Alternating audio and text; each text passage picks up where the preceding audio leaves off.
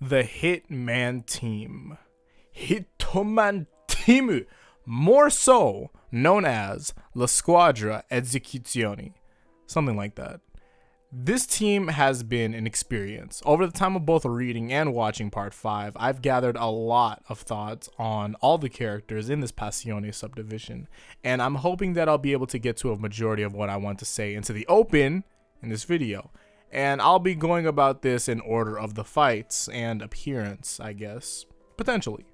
Starting this off with Formaggio. I remember my thoughts after the fight thinking about how Formaggio was potentially the Narancia of the group. Not because of intelligence, but more so being the open one about his emotional ties to those he cares about.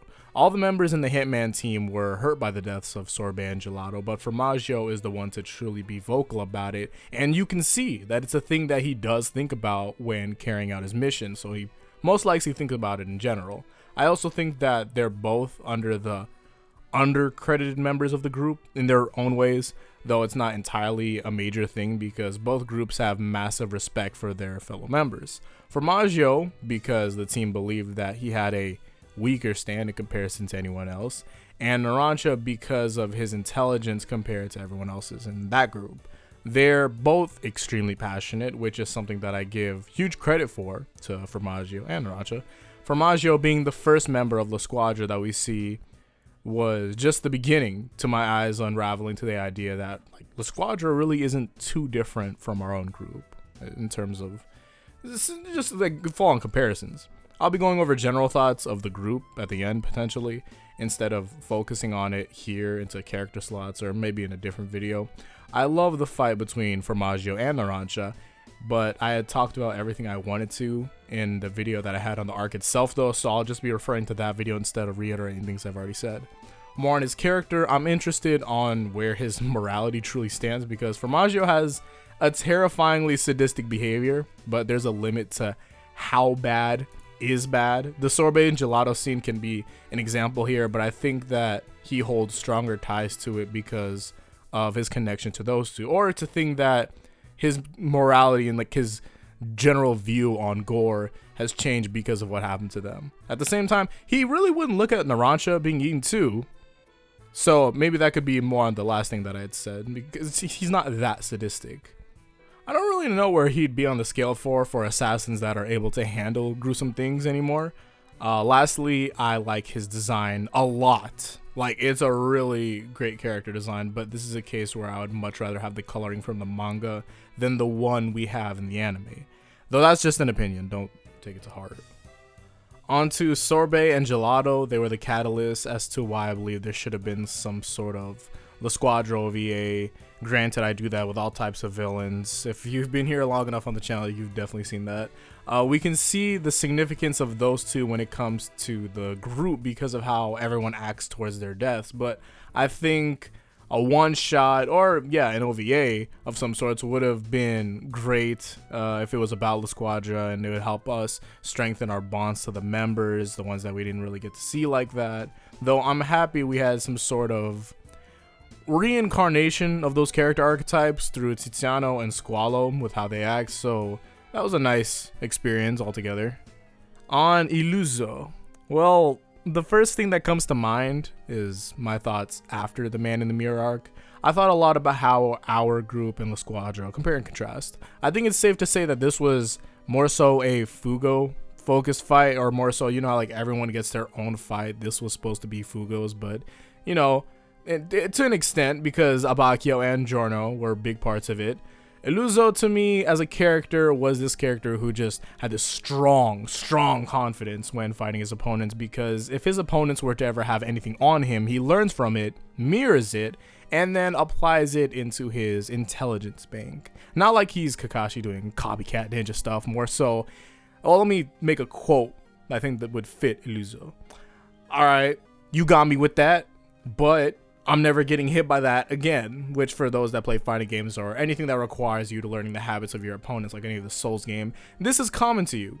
Illuso's ability is not only that circulate around mirrors, but also mirroring. Like how when his arm got infected with the purple haze virus, he didn't get rid of his arm just because the virus was going to kill him and it's the logical thing to do. He did it because Abakio had also done it, and if he couldn't do what his opponent had done, that would put him below his opponent mentally altogether. Like he's like, oh man, my resolve does not contest his. It's not more so in the position of the fight on who loses, but more so inside of his own head. Illuso's strength in battle is honestly gauged by his mental fortitude and how much he believes his resolve can push him forward to keep up with his opponent. That's why I like when he's screaming about how losing his arm is nothing. It could be even considered reassurance for himself, that he's just telling himself that, oh man, this I got this. He's telling that to his own head, and I really like that.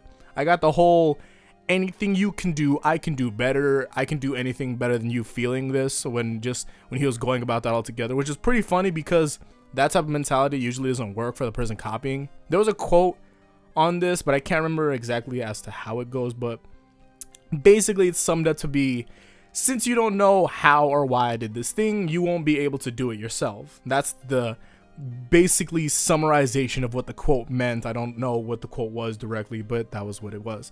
After rewatching the episode, I also thought about this other quote that goes, he who only speaks in quotes often forgets to think about himself, which if I'm translating this into what Illuso had done, it runs side by side because while focusing on his one problem at hand and using his mind to reassure himself and mirror what Abakio had done, he wasn't thinking in the same way that he was earlier in the fight, where he kept composure and looked at everything from an outer perspective. Also, for those that know where that last quote is from, just keep it low key. It's a pretty good show. Now onto Prosciutto. In a group of assassins, I feel like he's the one that acts the most like an assassin, or well, more so acts like how people would get the idea of how assassins act like, not like a JoJo assassin, I guess. His goal is the mission and his composure shows that. It's a job and he's treating it as such. I don't say I'm gonna kill someone. If we say it, it already happened. He's that guy. While I wanted to say that he doesn't really have that behavior that defines him, like how Formaggio has sadism and Ghiaccio has being Ghiaccio, Prosciutto does have something, and it's large to his character, which is his caring side, I guess to say, which I believe to be a part of his whole big brother position and the relationship between him and Pesci. How he supports Pesci and shows it, I just love that in his character. I imagine that he would be one to try to get a handle on how a lot of members act when it comes to fights. Pesci's lack of confidence affects how the mission is handled, and since Prosciutto already cares about him directly, he gives him the reassurance and support he needs to move forward. Obviously he was manhandling him in the early part, but it was just more so that he was just like, oh man, I'm only angry at you about this right now, and gives him the reassurance that he wanted. I imagine that if he was present in a lot of the other fights, he probably would have been the strongest ally there is because of how great of a coach he is. For example, I think if he was present during the fight with Formaggio and Narancia, he'd probably be on Formaggio's ass about not keeping an eye on Narancia, underestimating his opponent, and all around being cocky. Though the other members aren't really like Pesci, so I think they'd get annoyed with Prosciutto constantly having to check them. Grateful Dead would have also been actually really strong in that fight. That's actually pretty interesting in the Narancia versus Formaggio fight, but I've digressed. I have a massive respect for Prosciutto altogether. Now obviously Prosciutto, not all of his behaviors will be aligned with, but that's just not how that works, but just more so, oh man, we're working in an assassin's group. This is most likely how a person who's going to be as supportive as he can be is going to act. So I believe that that's his reasoning at least. I also love that he had seen Pesci as a win condition in this fight because of how well he's able to recognize the situation and understand the abilities and potential of everyone at hand. I'd like to think that he's a great fit for a leader in general, but I think that's because of how he was after fighting Bruno. Prosciutto's resolve to carry out the mission couldn't match Bruno to when it came to the fight earlier, but I love who Prosciutto could have been if he didn't meet the fate that he did. Or well, he became that person before he had died. So I can remember him for who he was and not for who he could have been. But to remember that this is applying into like fictional characters and all type of stuff. Obviously, you want to be remembered as who you were and not for who you couldn't have been. That's life itself. But yeah, last thing, God. I love his design. if I could rock that, I would. Prosciutto literally told everyone in the party, he was just like, yo, drip or fucking drown. That's I think that's just part 5 in general. Part 5 in general is drip or drown, and everyone is just swimming. Tsunamis everywhere. Now on to Pesci. Pesci. The strongest thing a person can have is mental fortitude. Pesci shows that point extremely well. I thought having a timid assassin was pretty funny, but the relationship between Prosciutto and Pesci made me think about it a lot more in general, because in this it's like, hey, this is my little brother or friend that calls me big brother. He's shy, but I believe that he'd be a strong asset to the team. So now I'm getting this idea of, hey, this guy wants to prove himself to the world, and he has a great friend pushing him to get that done. And I believe that's what sets Pesci apart from the whole Pinky in the Brain type of trope that these two can get. When the time comes for Pesci to move forward, he does that at full speed, and I love his resolve. It's amazing. Granted, it did take Prosciutto basically dying, but you know, people take advice in different ways and different times, so that's how that is. He also has a weird head. It's like, I guess it's because he's like a fish. Fish don't really have necks, because his name is Fish, and like I think that's the whole woke thing on his design. Like, fish don't have necks. He doesn't have a neck. He's just chin and body. So yeah. Now on to Melone. Melone? Melon. Baby Thani Facetano. Random thought. I thought his death was supposed to be ironic because of how he uses his tongue a lot to be weird, but I was wondering if there was anything connected to Melone, to snakes at all, but probably not. Most likely the thing is just Melone things being from his stand connection, because Babyface made a lot of sensual music, so Melone doing that makes sense. I like the fact that his stand starts off with using a computer first. That's really different. And I like his design. Not really much to say on Melone, personally. I have a lot to say on the Babyface fight and the stand specifically, but that's not really much on his character. So I guess I'll be leaving it here. That is weird. On Ghiaccio, oh my god. I love this character. The fact that he takes a moment where he just picks at something he's thinking about is amazing. To me, it feels like Ghiaccio is everyone's compulsive feeling to correct something they know is wrong, at least in the case of the languages things. Taking metaphors literally seems just like an aspect of Ghiaccio being that one logic analysis guy. And to add on to that, he starts breaking stuff in anger at these things, and he just reminds me of a mad scientist for it, and I love it. And then there's the whole irony of this character, because his name is Ice, and he has White Album, very cold. Yeah, he's known for being extremely heated. But everything I'm mentioning right now is just really the general stuff. When you get at looking at Ghiaccio, we see how vocal Ghiaccio is to himself and the people he's fighting against, but I also love that we see him being vocal about the problems directly affecting him. Like, when he was talking about La Squadra as a whole, just not getting the recognition or the payout for the work that they do, he's the one being vocal for the group. Even though it's a thought that everyone is having, Ghiaccio is the one guy addressing it out loud. And that's great. Every group needs that one person who's not afraid to speak their mind. Like, I can imagine La Squadra gets together at a restaurant, they have a big old dinner or something like that, and someone gets Pesci's food wrong. Ghiaccio loses his mind, Formaggio loses his mind. After that, Prosciutto has the waiter in a headlock. Like, everyone would be losing their mind for it, and just be like, oh man, we need that type of action. We need that type of resolve to go forward. Or just, I guess, I don't know, in that case, that's just kind of fucked up. But yeah. It also helps La Squadra a lot too, because Ghiaccio is reasonably smart, so him being vocal isn't just ignored for being irrational or anything down that line. He's also a great fighter. Like, the White Album fight has to be one of my favorite fights in JoJo. Hell, probably even the arc itself. Like, it goes down to one of my favorite arcs. I just never really ranked it, but it's in there. I wish that we were able to see a lot more of him. It's getting to a point of where I might just start commissioning people to make my own fan manga of La Squadra, because, man, I need something, and if it's not going to be made, I might just Mario Maker this shit, like, you know, like the whole picture, do it your damn self. That's me. That might be me soon. And finally, Risotto Nero, or Risotto, I'll say Risotto for now. The story of Risotto is a painful one. We didn't get to see that incorporated into the anime, which was unfortunate, so I'll just be putting it here on the screen.